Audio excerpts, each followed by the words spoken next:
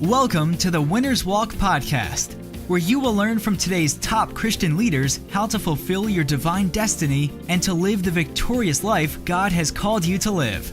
By sharing their godly wisdom and stories of success, we hope our guests will inspire, educate, and motivate you to walk like the winner God made you to be. And now, here's the host for Winner's Walk, Neil Clark.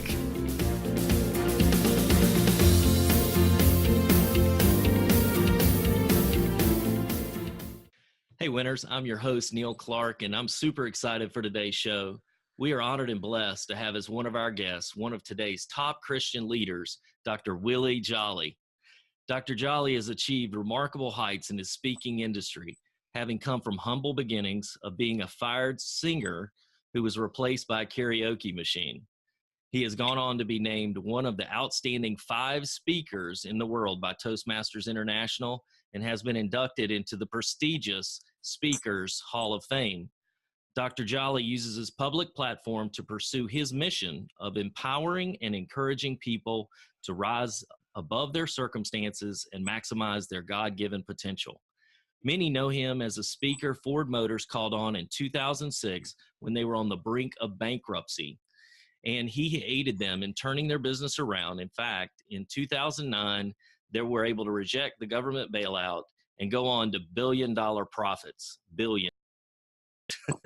Dr. Jolley is the author of several international best-selling books, including It Only Takes a Minute to Change Your Life, A Setback is a Setup for a Comeback, and Turn Setbacks into Greenbacks, An Attitude of Excellence, and his latest bestseller with his wife, Dee Taylor Jolley, Make Love, Make Money, and Make It Last. It is my great honor today, Dr. Willie Jolley. Thank you so much, Neil. I appreciate you for having me on your show and letting me be a part of this exciting venture to help people to walk as they were born and they were designed and created to be. And so I'm grateful. And I start every interview, all my XM shows, messages and speeches with this one little piece called God's Minute. It simply says, I have only just a minute, only 60 seconds in it. It's forced upon me. I can't refuse it. I didn't seek it. I didn't choose it, but it's up to me to use it. I must suffer if I lose it, give account. It's just a tiny little minute, but our eternities are wrapped up in it. So I'm grateful for this minute, this moment, this opportunity to share with you and your followers, listeners, viewers, tribe, as I like to say, people who are in our community of faith who want to grow and go to the next level. So I'm grateful and thank you for having me. Awesome. And it's great. I'd love to start off by just getting a little bit about your background and where you grew up and kind of how it all started for you. Sure. I'm from Washington, D.C., still live in Washington, D.C. I'm a second generation Washingtonian. My mother was born in Washington as well. I grew up in Northwest Washington, went to elementary, junior high, high school, and then went on to American University, where I got a degree in psychology and sociology. And I had this feeling that there was something, some sort of calling on my life. I couldn't quite put my finger on it. And so I went to pursue that at Wesley Theological Seminary, where I matriculated for a long time because I kept trying to figure out why I was there. And during that time, I realized that there were many ways to fulfill God's call in your life. And it's not just one way or one avenue or one road. They're leading to the same place, which is a commitment to our faith. But you might be a teacher, you might be a preacher, you might be an evangelist, you might be a psalmist, you might be a singer, you might be a lay leader.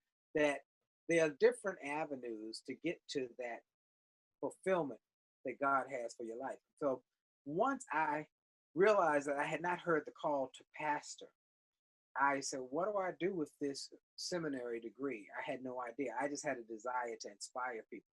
I also had a love of music and entertainment and performing.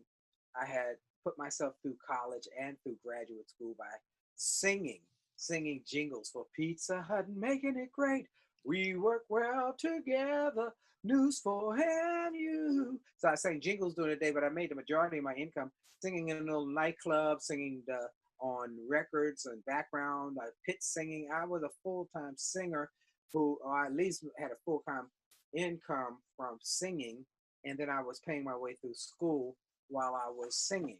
When I realized I was not going to become a pastor, I got my degree, and I went on to become a full-time performer and built one of the top night spots in Washington, D.C., and did that for 7 years, performing at different clubs, building them into big, very successful. And the last one was a brand new club, and it was very, very successful. And things started going well, and I won the award for best. In fact, I'll show you that. This is one of the awards. I have a whole, I guess, all of some of the awards.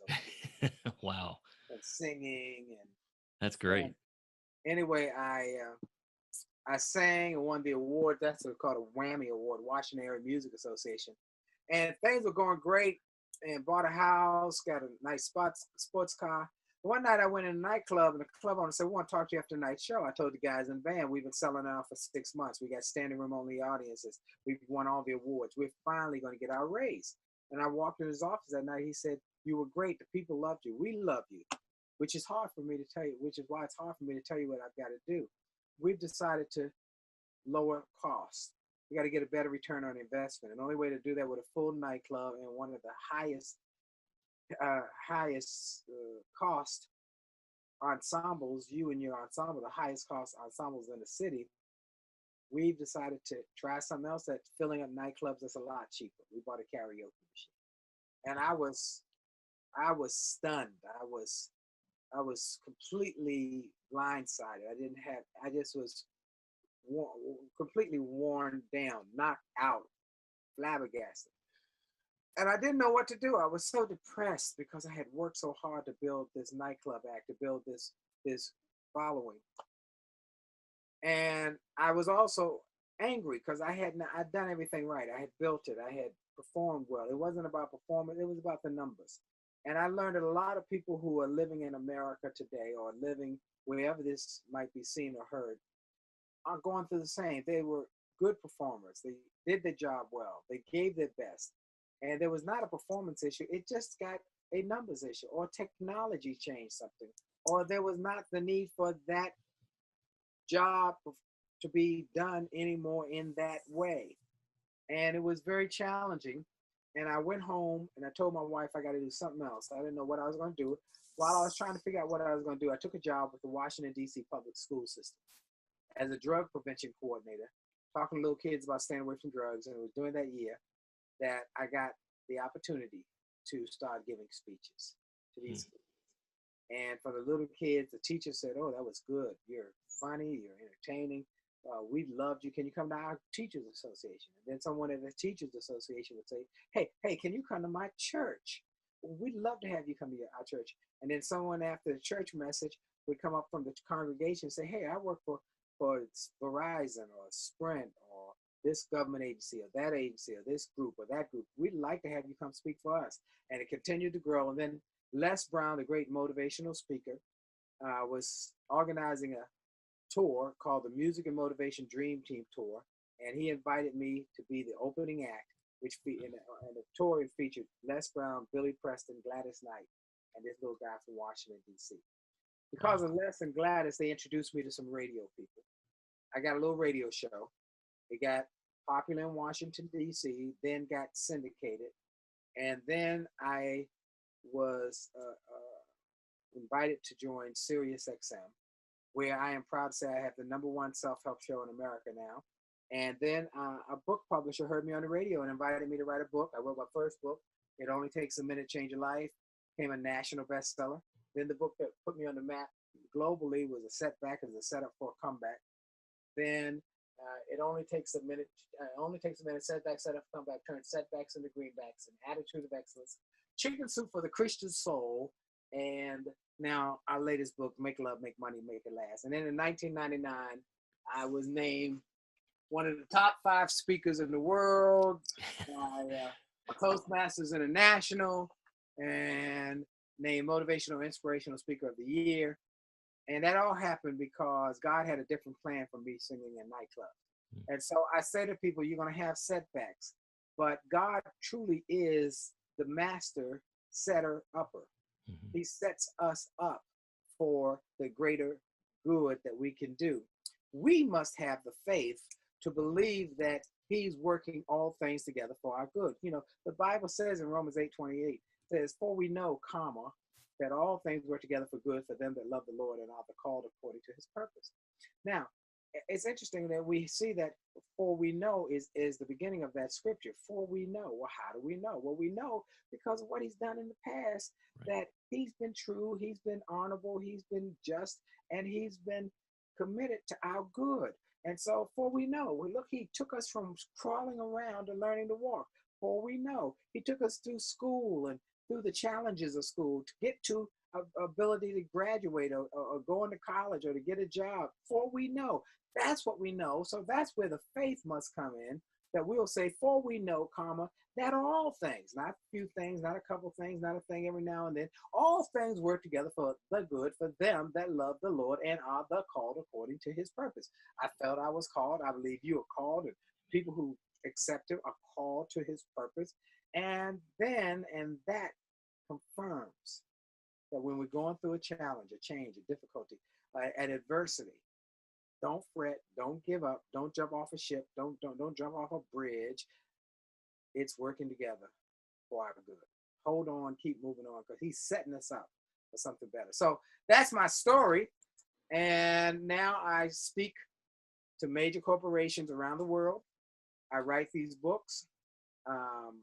We help, most people know me for one of two things, for the self-help books or then the business development books. But now we've got this marriage book that is helping marriages, and our goal is to help save 1 million marriages and to enhance 1 million more. So we just so excited about the response from this book. It's only been out a few months, and it's just been amazing, incredible.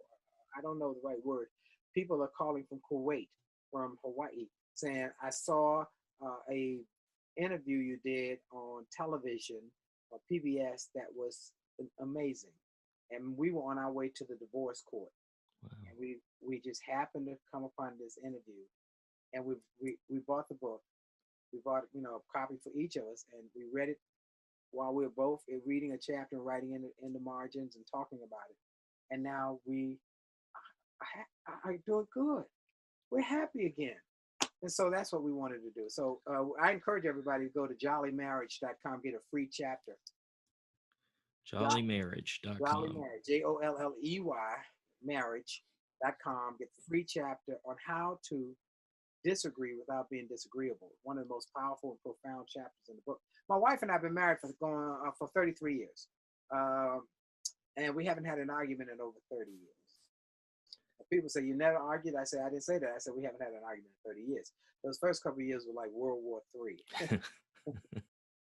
From some wise mentors who taught us how to follow their lead.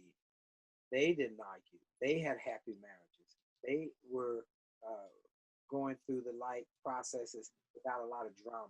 And said, if you do these things, they'll work for you as well. And we learned to do those things. They work for us. And now we put those things in a book, plus a chapter for people who are not yet married, so they'll know how to choose the right one. Mentors are so critical. I believe you had my friend Dave Martin on. And Dave and I talked about it one time. There are two ways to get to any goal: mentors and mistakes. Now, both will get you there. One just gets you there with less headaches, heartaches, and knots upside your head. So you should make a choice to be in a relationship with some mentors. And sometimes those mentors are people you actually sit with, you talk to face to face or via the phone. But sometimes mentors are people you will meet via a book or via an audio or via a video. I got mentors who are no longer in the land of the living, who died.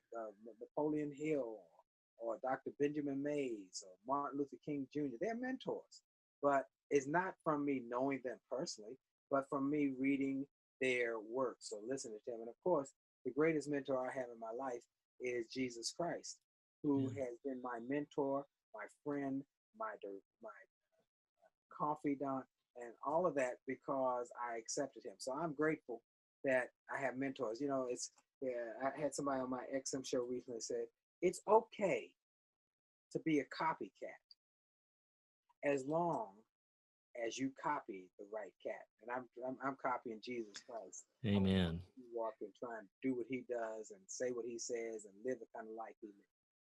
Now, when did you get exposed to Jesus as your Lord and Savior? Was that something you did as a child? Yeah, well, you know, I grew up in church. My grandfather actually was a missionary. Okay. And then, but my dad was not a church going guy.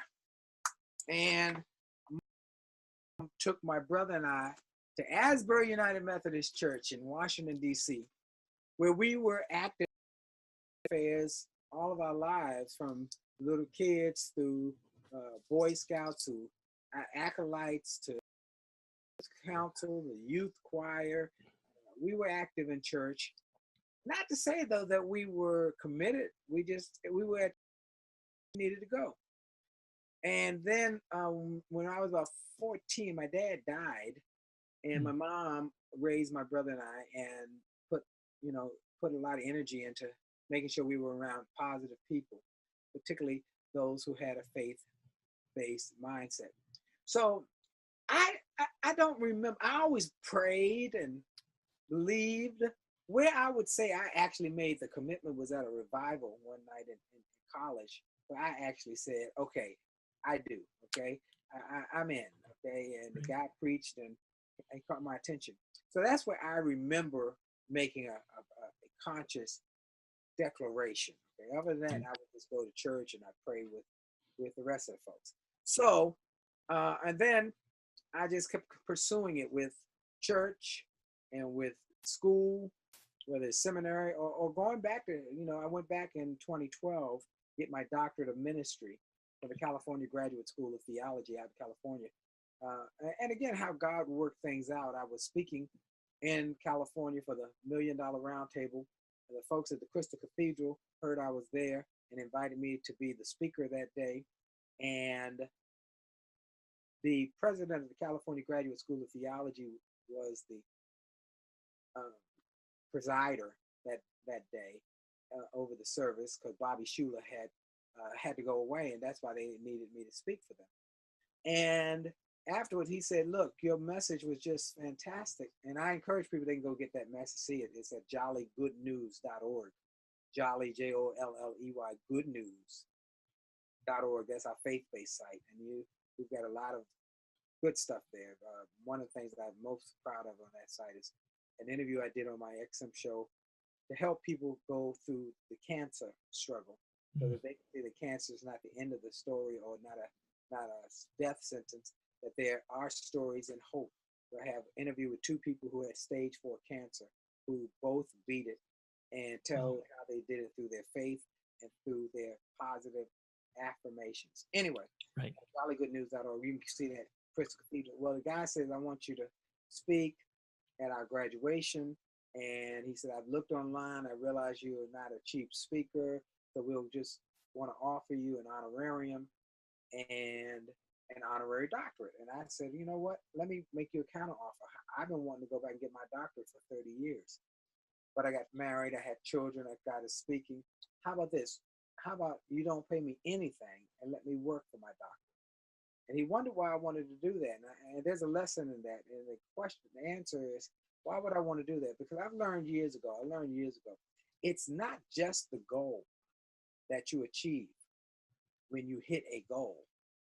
It is what you become in the process of hitting the goal that's most important. Because as you become more, you'll be able and willing and capable of doing more.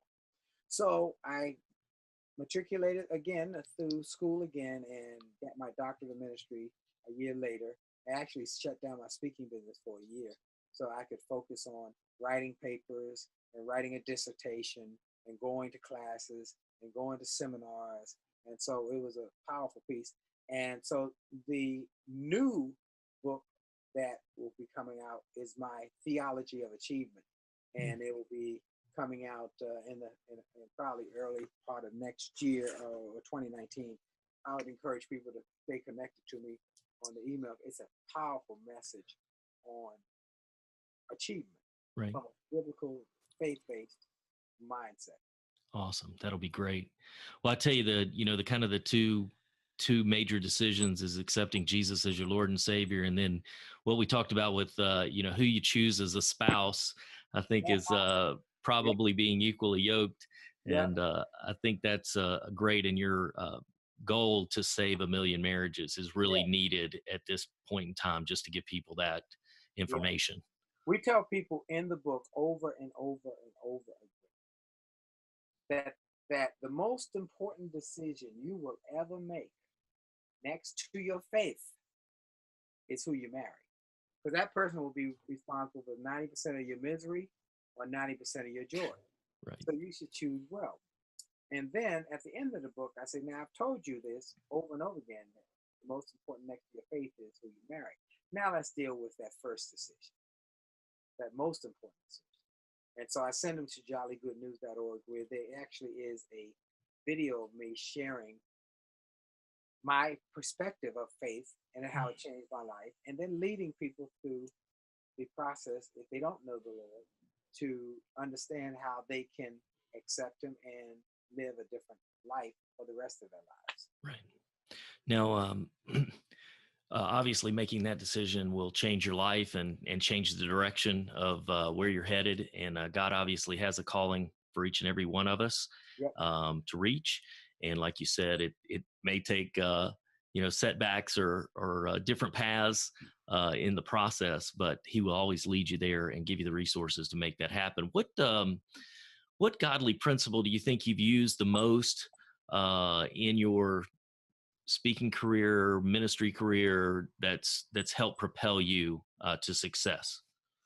Well, I think that the principle that has helped me the most, and I've used so many, but the one that has helped me the most is a principle of diligence, okay, and excellence.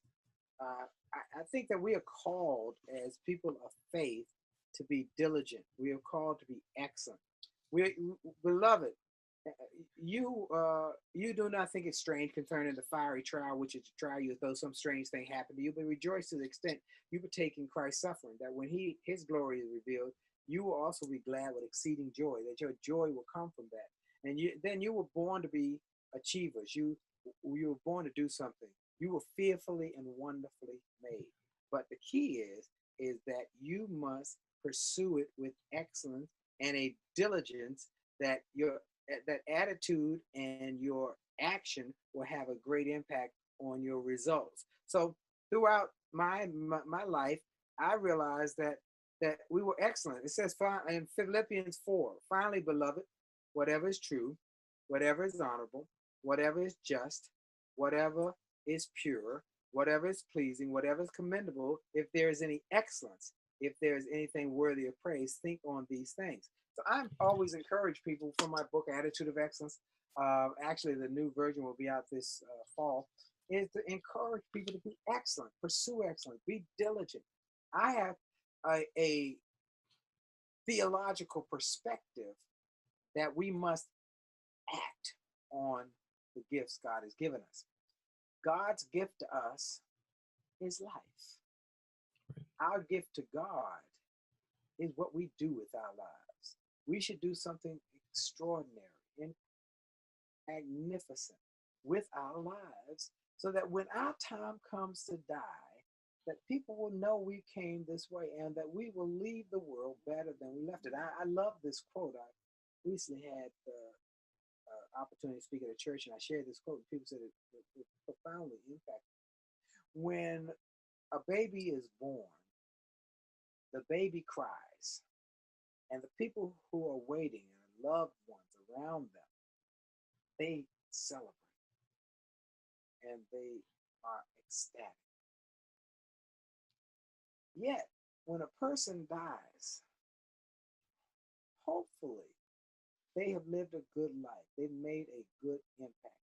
And so when a person lives, we should strive that when our time comes to die, the people around us will cry and we will celebrate because we left the world better than what we came into.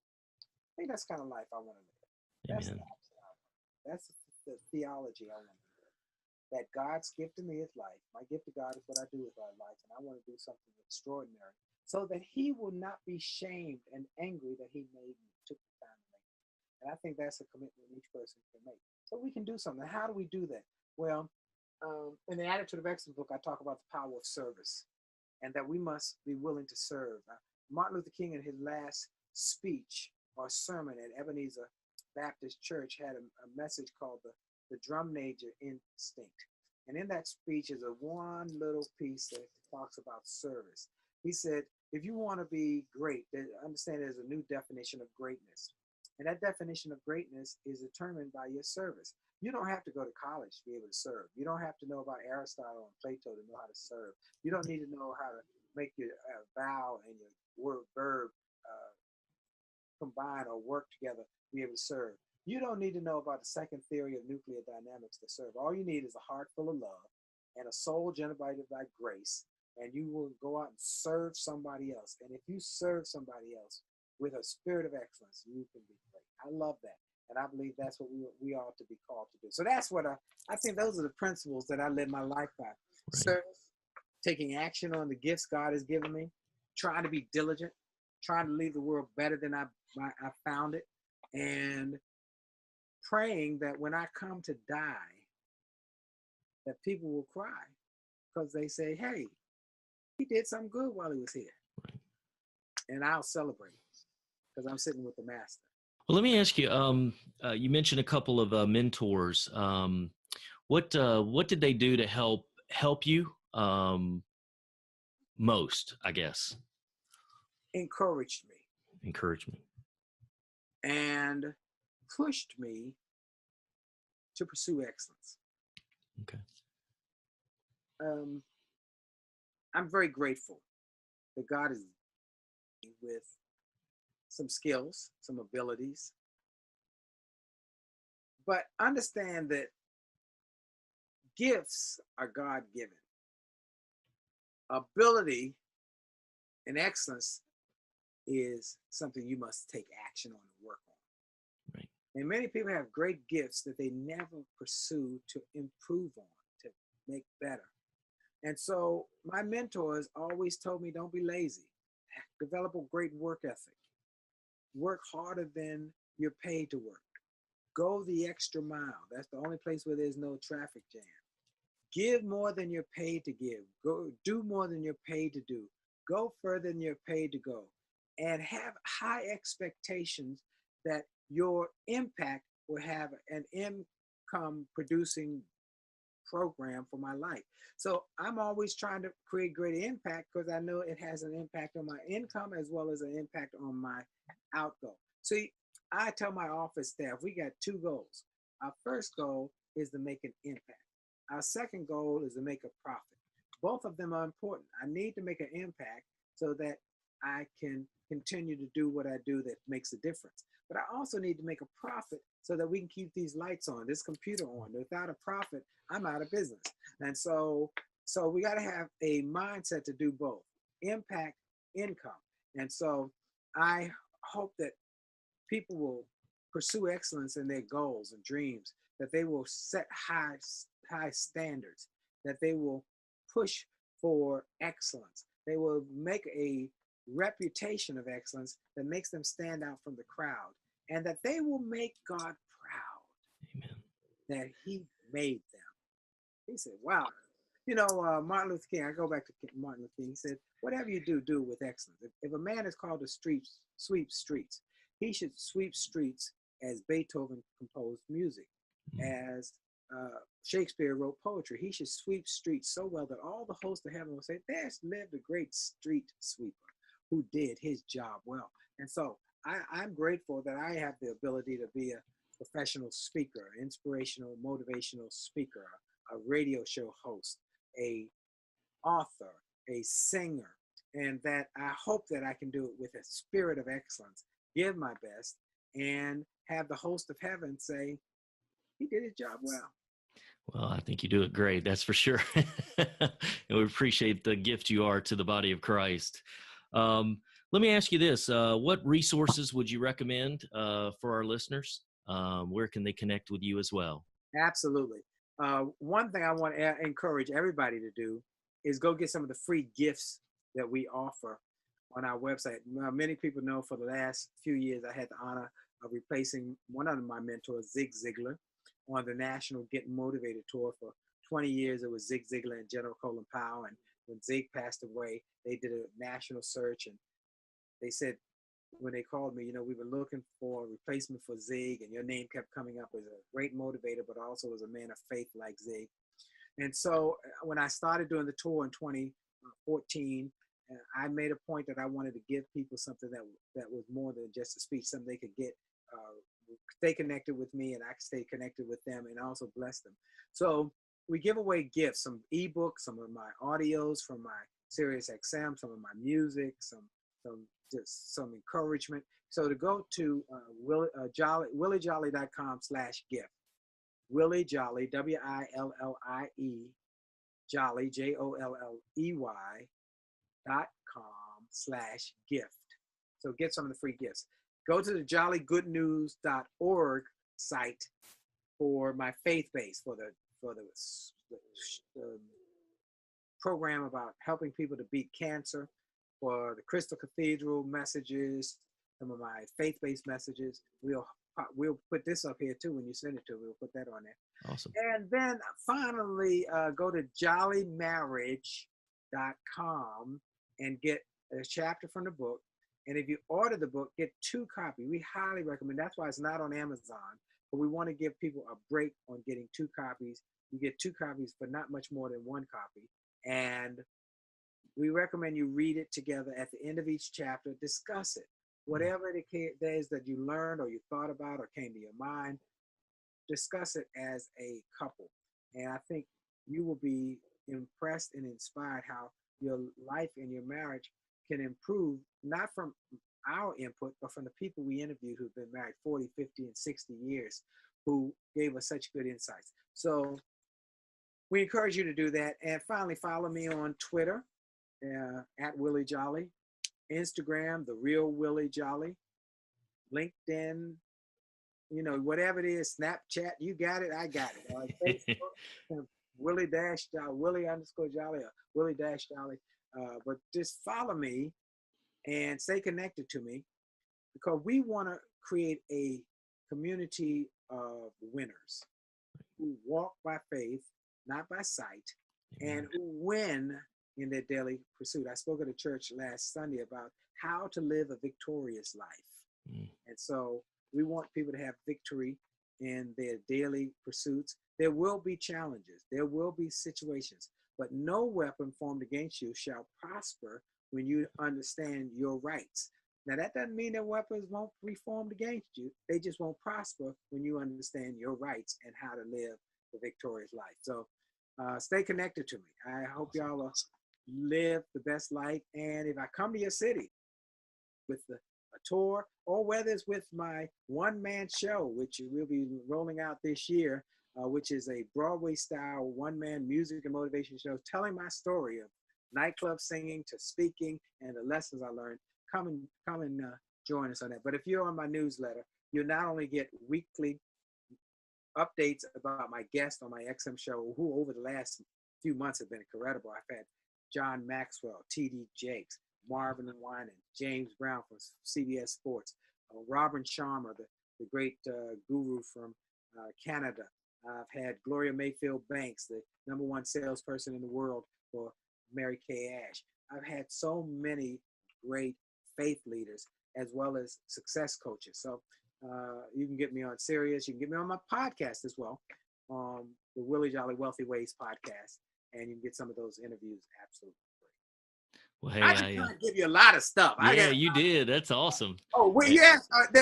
I'll give you one more page. WillieJolley.com/billionaire. WillieJolley.com/billionaire. That's when I spoke for the Billionaire Mastermind Forum. And we gave a great offer. They can get my bag of books or my box. I have a Willie Jolley box. It's a beautiful box. And they can get that, and they get it at a discount on that site. On that page only, if you go to the main, you have to pay the full price. But you go to that page, it gets a discount. So WillieJolley.com/billionaire. And awesome. Be blessed. Be blessed. Be blessed. Well, thank you so much for being on the show. You definitely made an impact, that's for sure. And we do appreciate it. Would highly recommend everyone to go to these sites and connect with Willie and let him inspire you as well. So anyway, thank you, sir. I appreciate your time today, and thanks for being on the show. My pleasure, privilege and a pleasure, joy beyond measure. God bless you. God bless you. Thank you for joining us today. Be sure to connect with us at www.winnerswalk.com for more information on our next podcast and to download your free checklist, the 10 success principles of today's Christian leaders that you can copy. God bless, and walk like the winner God made you.